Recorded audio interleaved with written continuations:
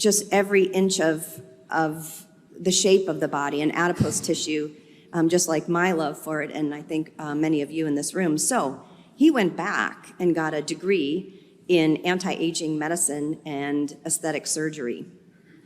And then he also did postgraduate work at the University of Navarra for 2 years in nutrition. And he combines now in his private practice in both Madrid and Barcelona nutritional techniques and aesthetic techniques. And he is one of the most insightful physicians I have ever met. He loves to study. He studies as much as Linda Ann Kahn. And he has just a novel way of looking at lipedema that doesn't just look at adipose tissue or connective tissue. He looks at everything in the body and how it all works together. And so it's my pleasure to introduce to you Dr. José Luis Simarro.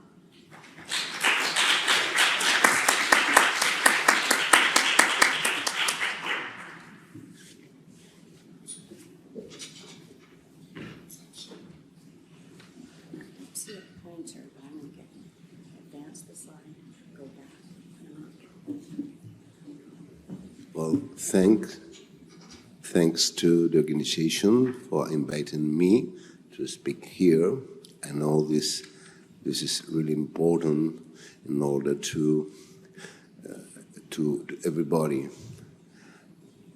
know to diagnose a disease that is really important. Lipedema affects a lot of the people, much more than we think, and until 5 to 6 years, it was difficult to find a doctor that diagnoses lipedema. And I can tell you then from my private practice that when you find a woman that has been suffering from lipedema, from his illness, when he was 16, she began with the pain, and for years she has been getting pain, and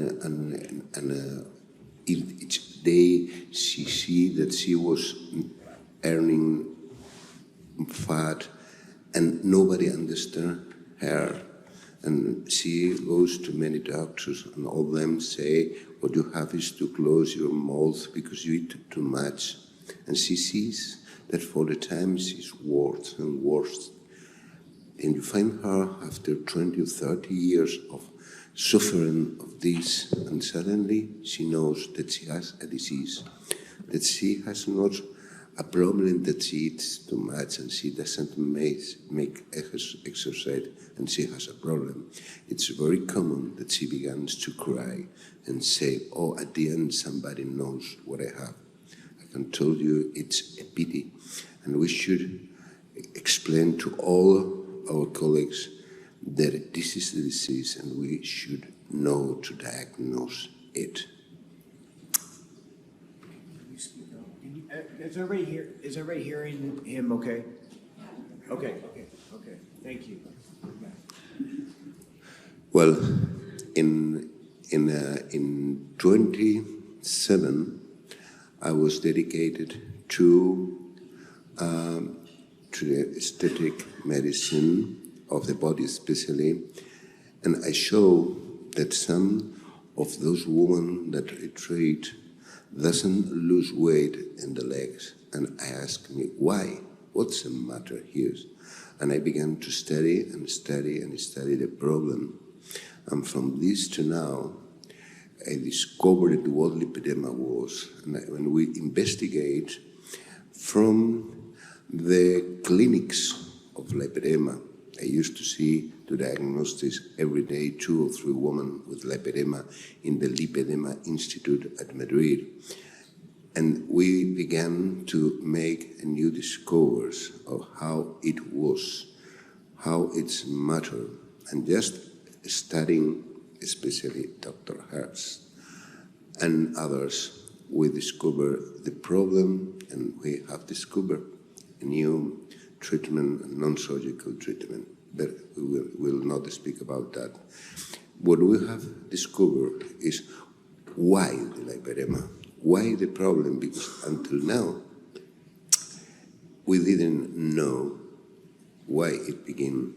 Well, excuse me my English. I told Karen that I speak like an Indian of the old movies, so excuse my English. Sorry. I try to speak the best I can. Well, studying for all these years, lipedema, I think we have discovered why it begins and how it develops. That's what I'm going to explain you now. Thank you.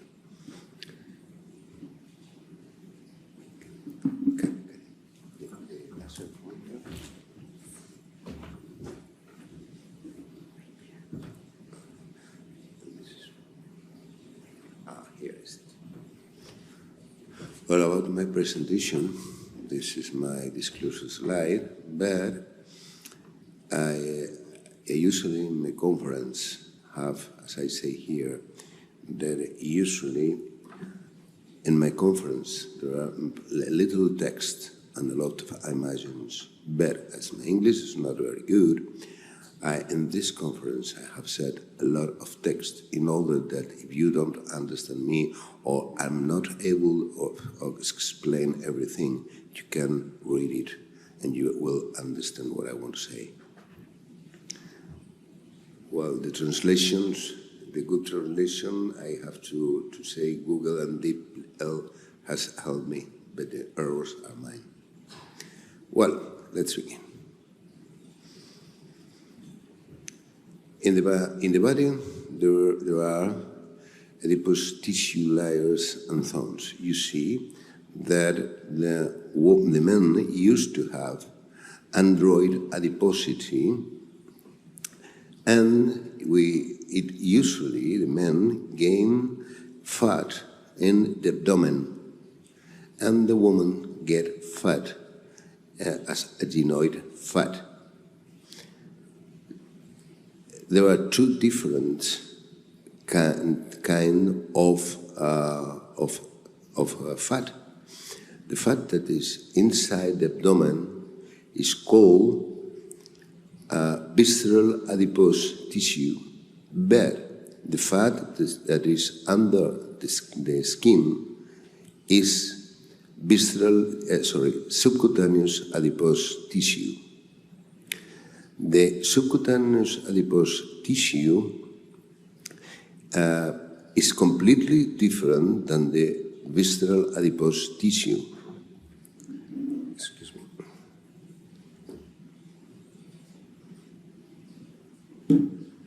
Okay. The difference between them is that one of them make a lot of pro-inflammatory cytokines, while the SAT, the fat down the skin, is not pro-inflammatory because it's adaptation for the evolution, because 20,000 100 years ago, in the winter, there were not food, and the woman has to bring a pregnancy, and this was designed by the evolution of a reservation of energy that the evolution doesn't give to the man. So this fat is a good evolution. The problem is that if this fat gets inflamed, as in lipedema, it's wrong. But usually the deposit of fat in this place is a solution that evolution gives to the pregnant in the winter.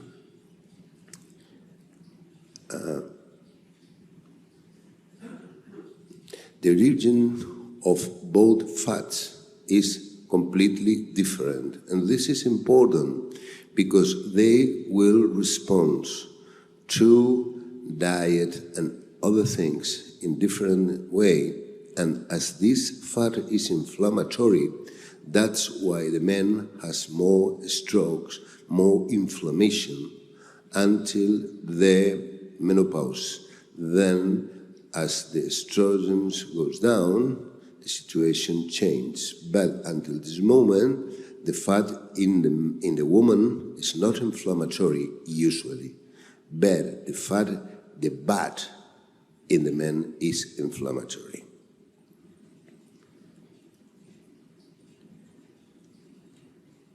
In mammals, bud depots are different abdominal locations and visceral are high heterogeneous in the phenotype profiles and contribute different to homeostasis and obesity development.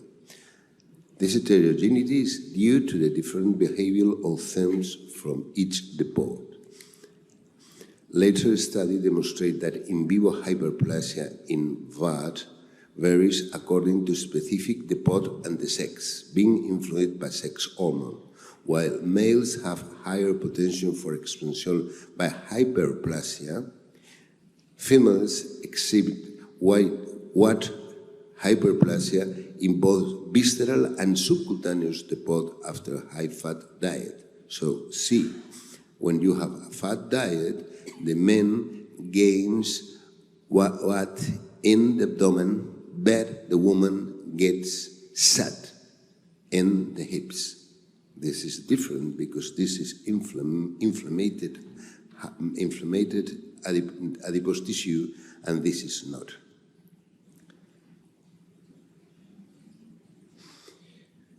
These are the layers of the superficial adipose tissue. Usually we think that the fat is the same at all the body, and that's not true. There are two kinds of two layers, completely different in the fat of all the body. This is superficial fat, and this is deep fat. And this matter in all the body. It changes a little in some places, like in the face, like in the hands, but this structure is repeated in all the body with some change. And there is a deep fascia who separates the deep fat to the superficial fat. The function and metabolic difference between these are clear. And anti-inflammatory genes was different between fat and that. And this is it can get more inflammation, and it's similar in his computation to the bat. And now that we have, it's very important to difference between this layer, very important, because as we see in the lipedema, this is important. Well, now let's speak about the saphenous compartment. I think that everybody has heard about the saphenous compartment, but I have to speak of it because this is the key of the lipedema. In the body, we have two saphenous compartments. One covers the great saphenous vein, and the other covers the small saphenous vein. They are different, and see how the distance from here to here is much more longer than the short saphenous vein. It's also important because the hydrostatic pressure here will be much more here than here. The great saphenous vein comes from the groin to the ankle, but it's curious. When we explore lipedema, we see that the saphenous compartment doesn't finish especially here, no, about 2 or 3 centimeters before here, it disappears. And when we find pain in the deep of the saphenous compartment, that is one of the new diagnoses, you see that the deep pressure with the hand here, they have pain in all the saphenous compartment, but it finishes just 3 centimeters from the groin, is it? And they have not pain in other parts of the legs. The pain is just here, and I will explain why. But the saphenous fascia is different from other layers. Here we see the saphenous compartment by echography, by ultrasounds. I think that everybody has done this echography and see the saphenous vein, but usually we give importance to this, that is the saphenous fascia, and this is the muscular or deep fascia, and between them is the saphenous vein.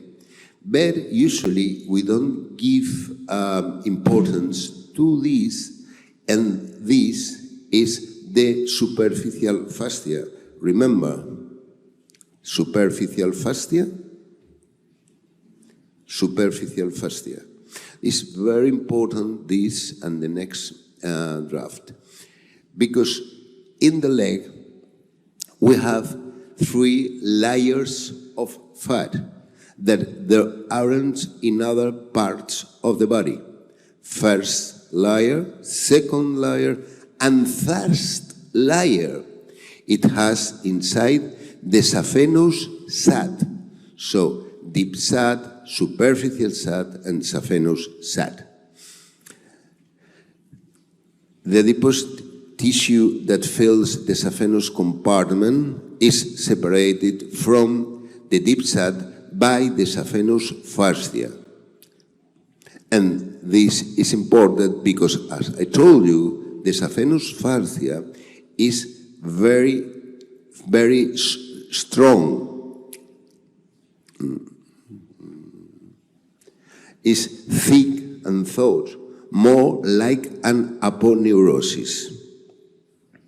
But this is not thick and strong, this one. And why the evolution give us this fascia? Excuse me.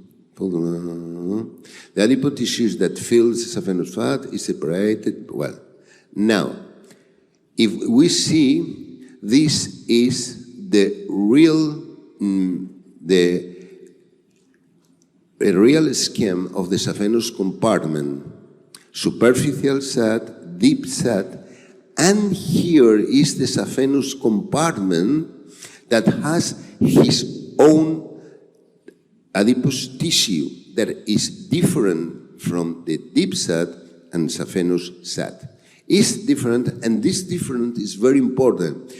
And as we know, and it has been demonstrated that this adipose tissue and this is different, also we theorize that this adipose tissue is different.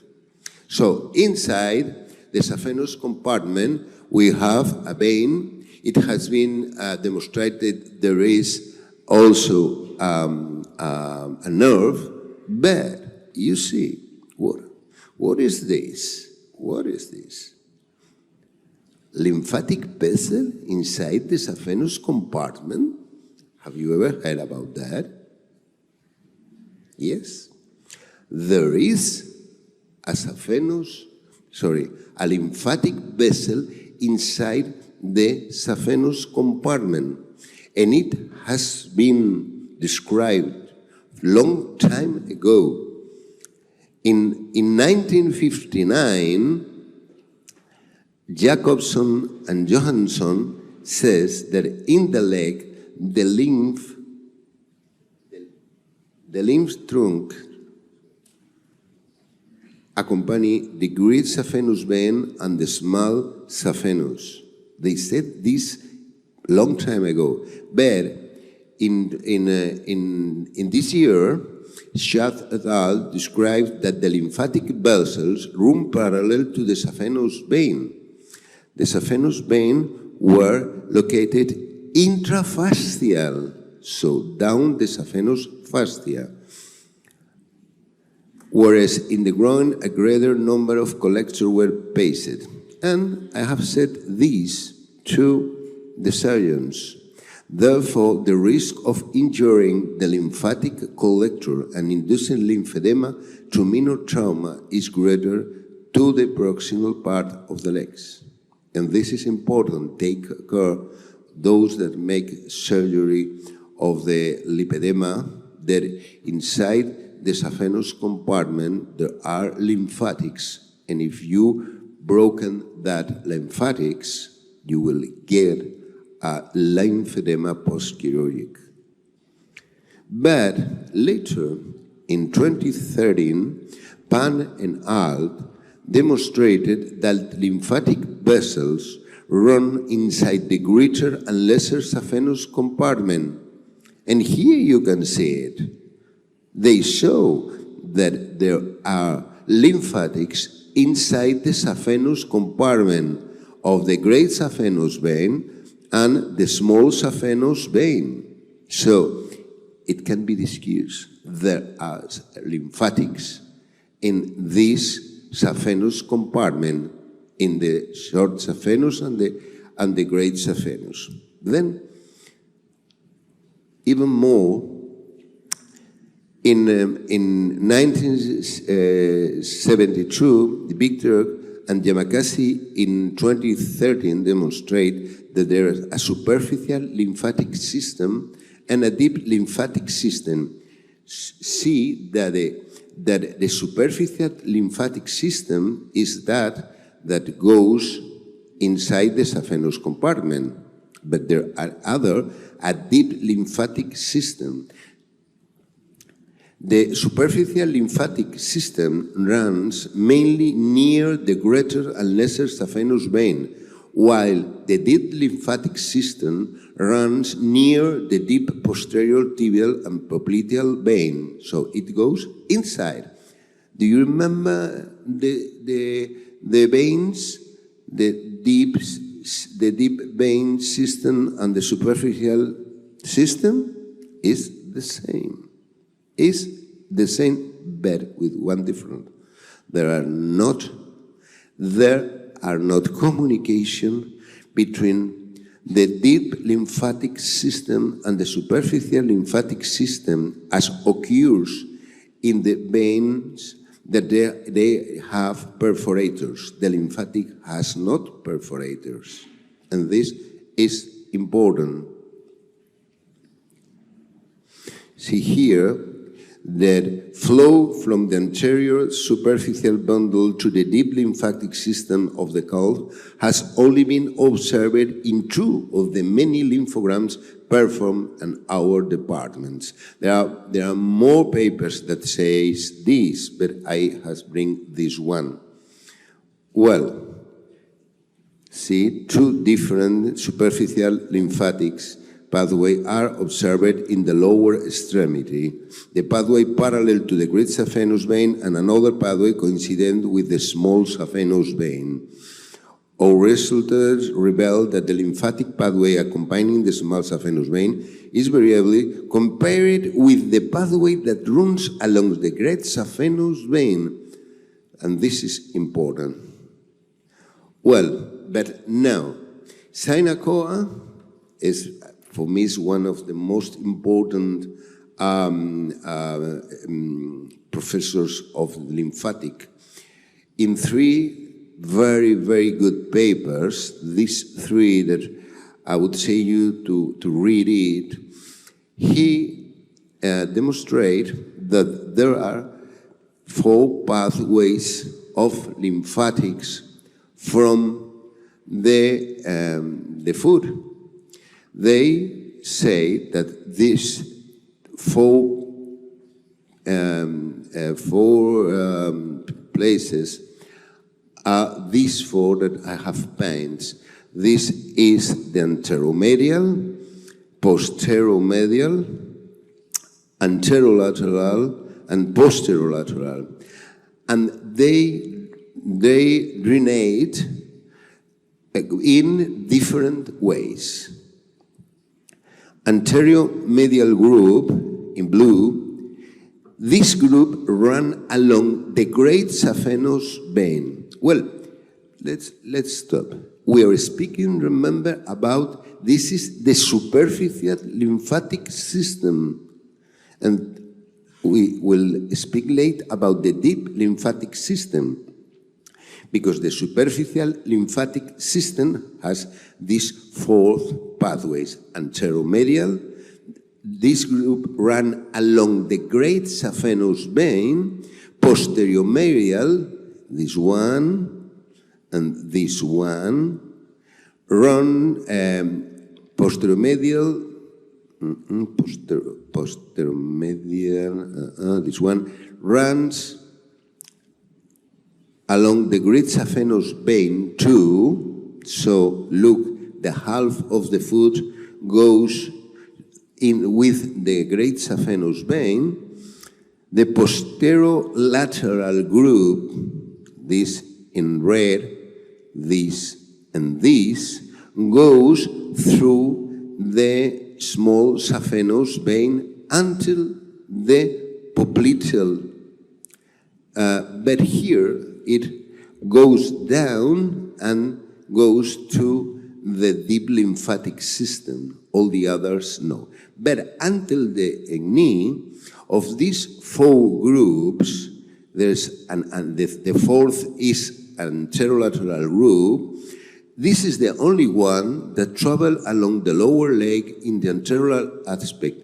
They are the only one that do not run under a saphenous fascia. So, from four ways, three of them goes with the saphenous veins, the great or the small. Only one goes outside of the saphenous compartment. Then Synacoa shows that 72 of lower dim lymph drainage is through the superficial lymphatic system.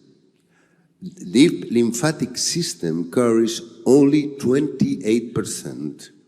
So differently to the venous drainage that goes for the deep venous system, in the lymphatic system, the drainage goes superficial much more than deep, and there are not communication between those systems. In the venous system, the perforator veins join those systems, but not in the lymphatics. So, of these four ways, which is the most important? Well, Synacoa show that in several stages of lymphedema, stage 2 and stage 3, only the anterolateral group was not defective compared to the other three groups. What this means? That in the severe stage of lipedema are when the groups that goes under the saphenous fascia, those one, when they are affected, is when the big lipedema comes. So the way that goes outside of a fascia, a saphenous fascia, is not very important.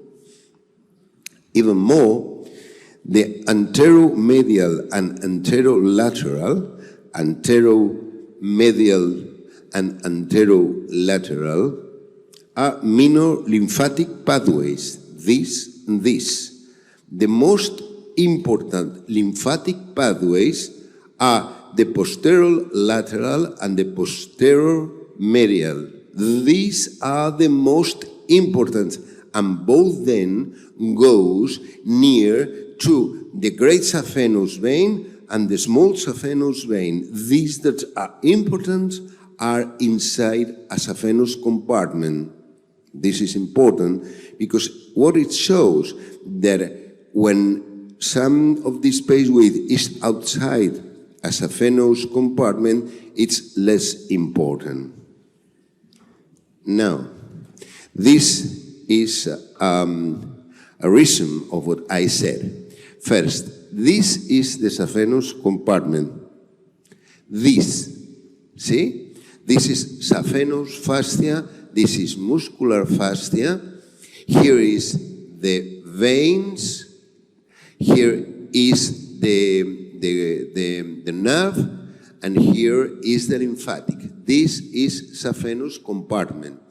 And this is the superficial SAD, deep SAD, and here is the saphenous SAD.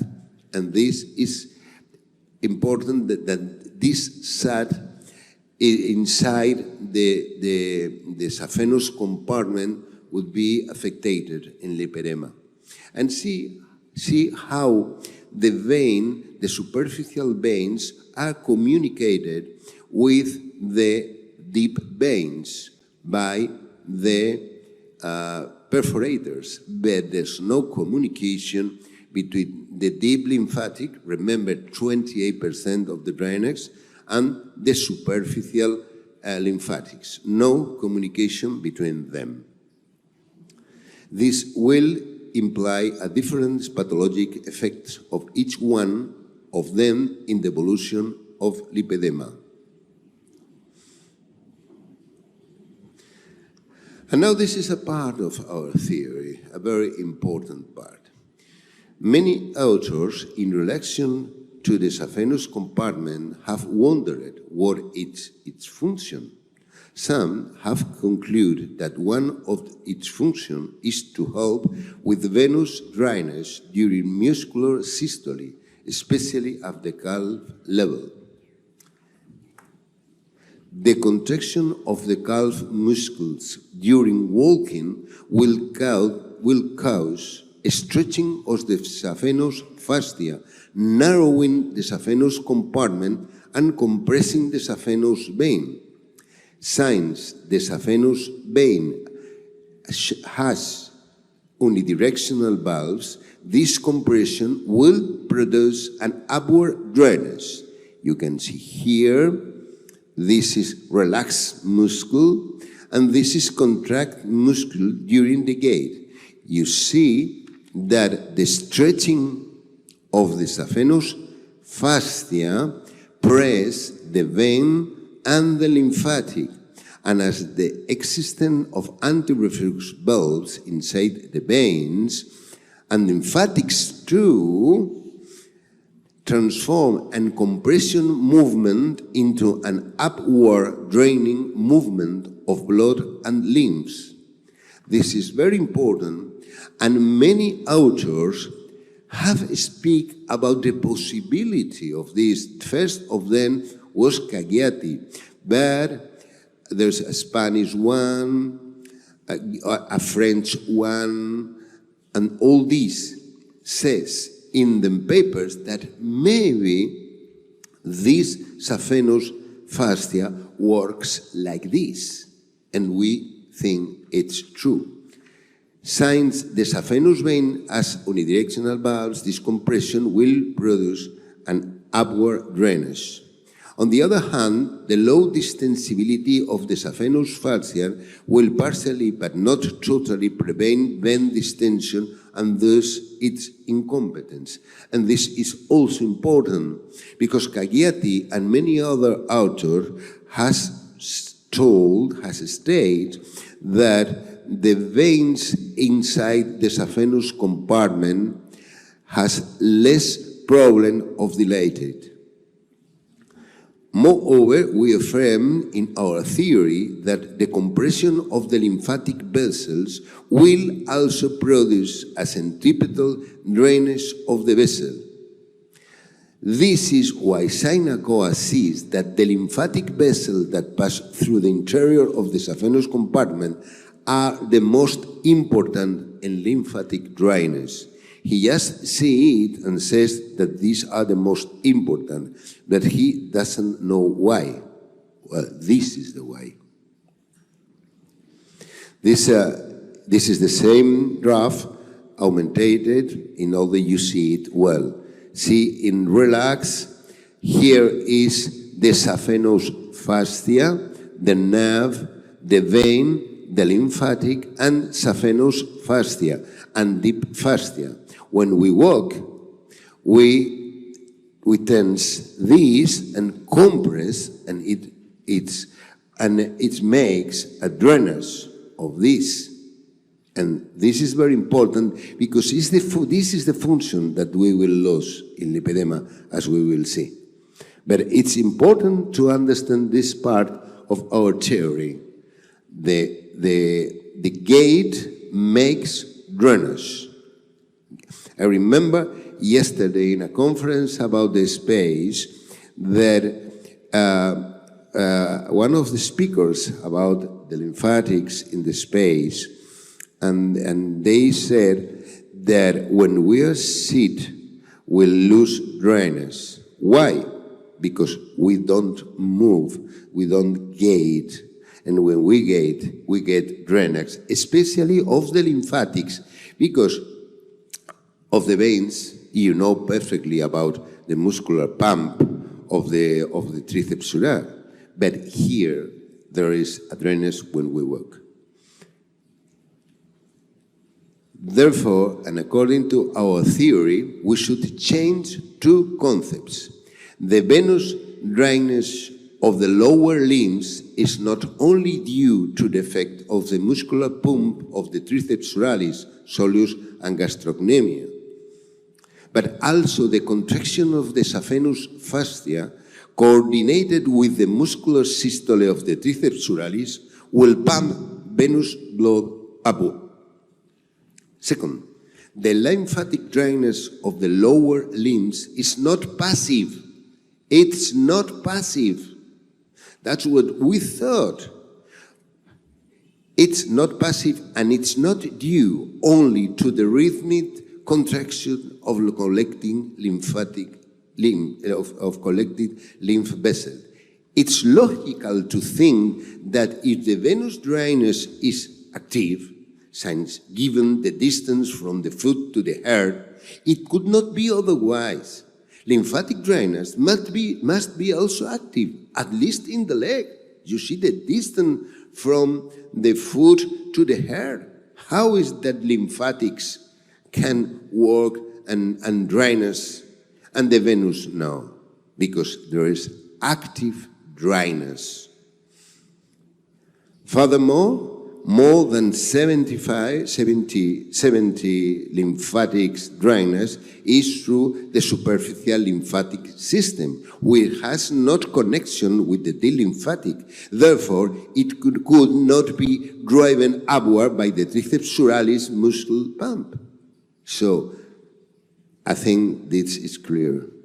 Well, the saphenous compartment, just as the origin and development of saphenous sac and this sac is distinct, we hypothesize that the origin and development of this third fat layer is distinct from that of superficial and deep sac. Therefore, it responds to different stimuli, lipolytic, lipogenic, hormonal, and inflammatory will be different as it occurs in superficial and deep sac. The theory of subchronic compartment syndrome. We know that in lipedema, there is hypertrophy and hyperplasia of the adipocytes. We maintain in our theory that the lipedema affectation of the adipocytes inside the saphenous compartment are the cause of the disease. We maintain that this affectation, inflammation, hypertrophy, and hyperplasia of the adipocytes in the saphenous compartment only occurs in women with lipedema. does not occur in women with obesity, chronic venous insufficiency, or lymphedema. The increase in volume within a space limited by fascia corresponds to the definition of compartment syndrome. But in this case, and given its very slow but progressive progress, it begins with maybe 14, 15, and where you see the patient has been 30 years, so it's very slow progress. We call it subchronic Sub-compartmental Syndrome of the saphenous compartment. The progressive loss of the draining function of the saphenous compartment will produce a slow and progressive decrease in lymphatic and venous drainage in the lower limbs. See this because it's important. When the fat grows inside the saphenous compartment, it fails when we gate because the pressure inside and the volume inside grows up, so it will fail in its drainage function.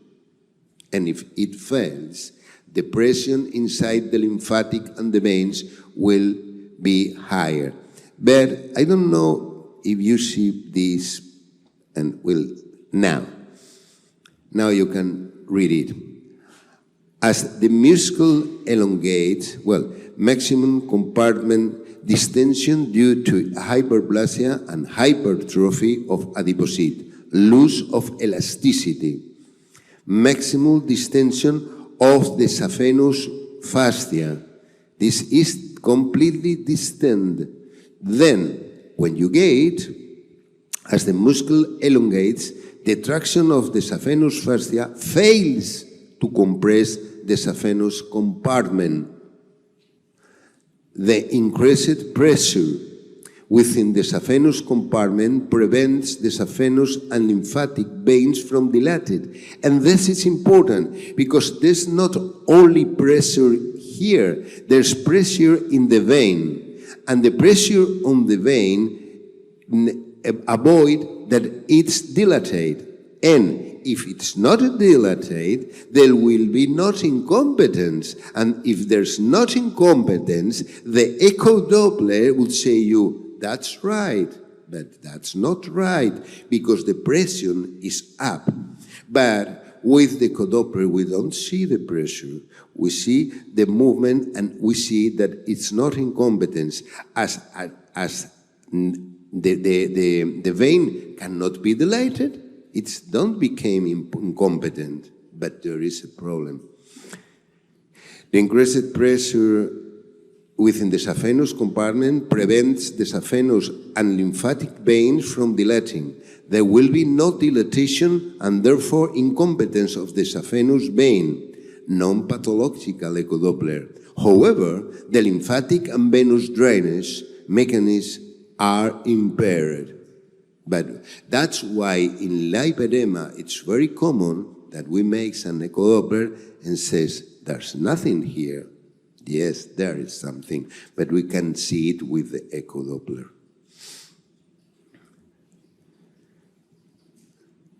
In addition, due to gravity and orthostasis, the most affected areas will be the most distal area of the lower limbs, especially in the distal half of the calf. We will find an increase in venous pressure with a retrograde increase in pressure in venous and capillary, justifying this the appearance of varicose veins and telangiectasia in advanced lipedema. The lymphatic system will be affected too, and we also suffer a retrograde increase in pressure, which is the cause of the lymphatic dilatation found in lipedema. However, the pressure, and this is important, will not increase as much as in venous insufficiency due to the saphenous vein reflux. We have to take in account that the drainage system is not obstructed.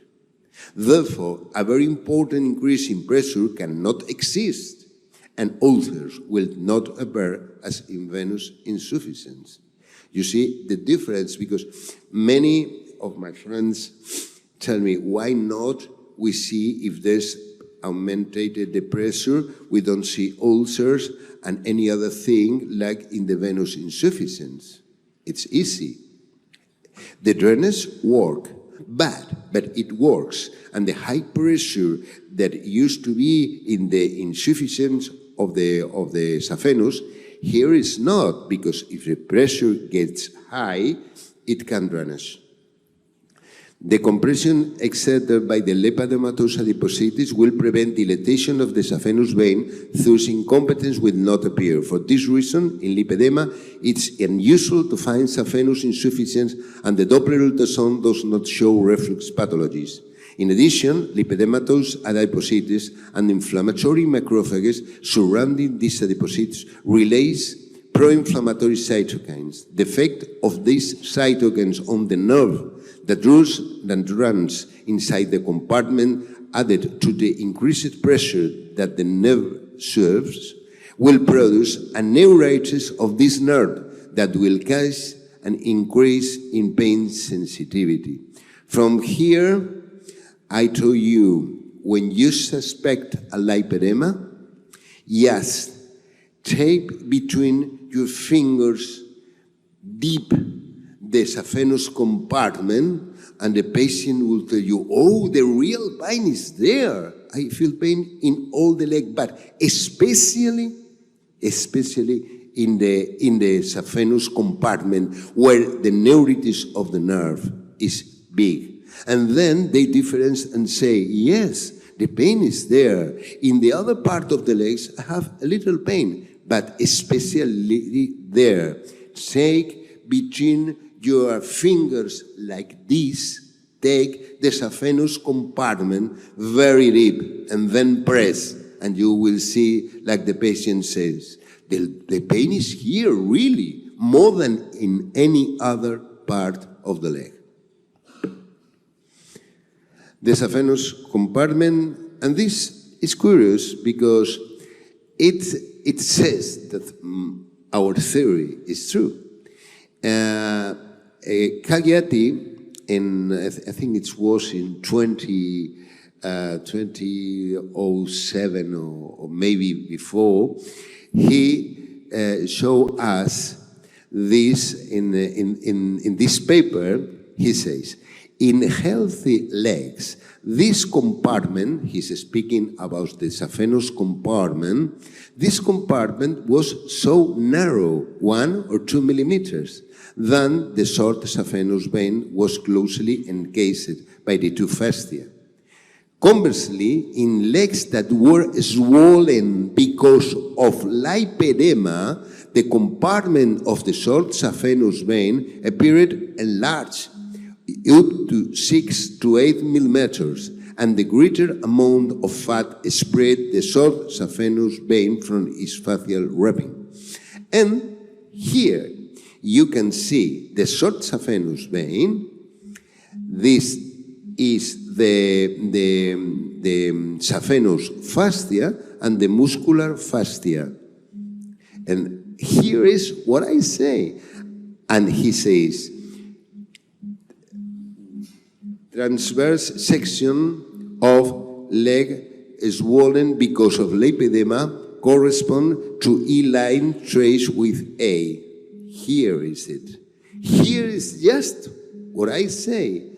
And Cagliati saw it, but Cagliati didn't know that the lymphatics are inside, because when a person died, the lymphatic collapsed. So he didn't see the lymphatics.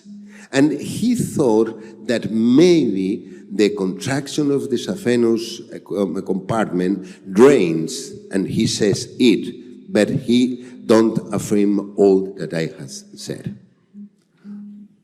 Well, this presentation is only a part of our theory of the origin of development of lipedema. We hope to publish it in the coming weeks.